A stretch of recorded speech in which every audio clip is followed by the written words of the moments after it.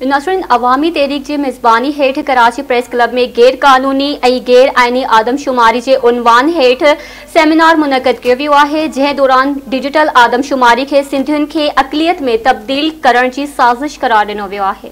इन हवाले से विडियो लिंक मौजूद है आमिर सुप्रो जी। आमिर नाज़रीन, अवामी तहरीक पारां कराची प्रेस क्लब में डिजिटल आदमशुमारी बाबत सेमिनार कोठायो वियो आहे, जंहिंमें अदीब दानिश्वर लेखक पिण मौजूद आहिनि। छो त पाण उन्हनि सां ॻाल्हि ॿोल कयूं त हिननि खे डिजिटल आदमशुमारी ते कहिड़ा ख़दशा आहिनि। सिंधी अवाम हिन आदमशुमारी खे रद्द करे चुको आहे। हिकिड़ो मुतफ़िक़ तौर ते साना में मौक़िफ़ अची चुको आहे, सभिनी क़ौम परस्तनि जो मौक़िफ़ अची चुको आहे, सिंध जे साझावंदनि जो मौक़िफ़ अची चुको आहे।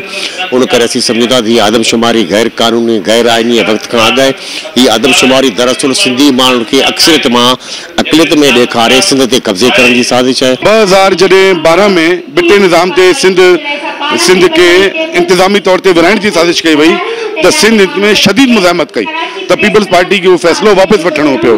हाणे साॻी रेत पीपल्स पार्टी साॻो ड्रामो थी करे।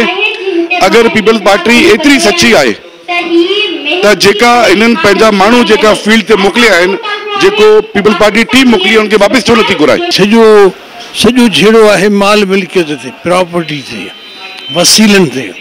जो उन्हनि जेके लीडर जो कराची जे लीडर ॻाल्हि कई हुई त 4.25 करोड़ आबादी आहे, ऐं उन सां गॾु इहो बि चई त आदमशुमारी सही हुअण सां वसीला असांखे मिलंदा, वधीक पैसा मिलंदा, वधीक अवार्ड में लखनि जी तइदाद में असांजा जेके वीचारा बोर्डनि जा सतायल आहिनि उहे बेघर लॻा पिया आहिनि, ऐं आम माण्हू जेको आहे उनजी जेका पहुच आहे इन डिजिटल टेक्नोलॉजी ते उहा तमामु महदूद आहे। ऐं घणनि ई जॻहियुनि ते तव्हां ॾिठो त उते सिग्नल्स कोन था पुॼनि, ऐं हाणे जीअं जीअं इहो मामिलो साम्हूं अचे थो त हाणे इहो एतिराज़ सभई था कनि। हीअ आदमशुमारी जो टाइम न आहे, 2017 में थी, पोइ वरी CCI फ़ैसिलो कयो थिए थी, पर थिए जी उनजी लवाज़मात सही कोन।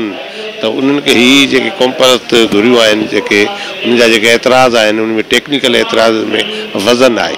ख़ुदि हींअर त पाकिस्तान पीपल्स पार्टी जेका CCI में ख़ुदि फ़ैसिलो करे आई, हुन पाण बिलावल भुट्टो साहब या मुराद अली शाह साहब बि इहो ई इज़हार कयो आहे त काफ़ी शयूं आहिनि जेके असांखे बि कोन थियूं ॿुधाई वञनि, जंहिंमें ज़ाहिर आहे त सनाफ़ सॉइल जेके हिते धरती या धणी आहिनि उनखे ख़तरो आहे, वॾो ख़तरो आहे अक़लियत में तब्दील थियण जो।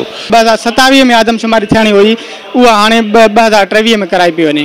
त एॾी तकड़ में पाकिस्तानी तारीख़ में कॾहिं बि आदमशुमारी नाहे थी, त हिन जी तकड़ जो सबबु कहिड़ो आहे, उन ते ख़दशा आहिनि सिंध खे, त एॾी तकड़ी छो पई कराई वञे। ऐं ॿिए नंबर में जेका डिजिटल आदमशुमारी कराई वई आहे, साइंसी बुनियादनि ते कराई पई वञे, जंहिंजो पूरी तरह अमले खे ट्रेनिंग कोन्हे का, ऐं जेको असांजो अवाम आहे उनखे अवेयरनेस न आहे त हिन में कीअं शुमार कयो वञे। जी बिल्कुलु, अवामी तहरीक जे हिन सेमिनारनि में अॻवाननि जेको आहे डिजिटल आदमशुमारी खे रद्द कंदे चयो आहे त हीअ आदमशुमारी वक़्त खां पहिरियां पई थिए। हीअ आदमशुमारी जेको आहे सिंधी माण्हुनि खे अक़लियत में तब्दील करण जो पहिरियों जेको इक़दाम आहे, ऐं क़ौम परस्तनि समेत समूरियुनि धुरियुनि जेको आहे हिन डिजिटल आदमशुमारी खे पिण रद्द कयो आहे। जी।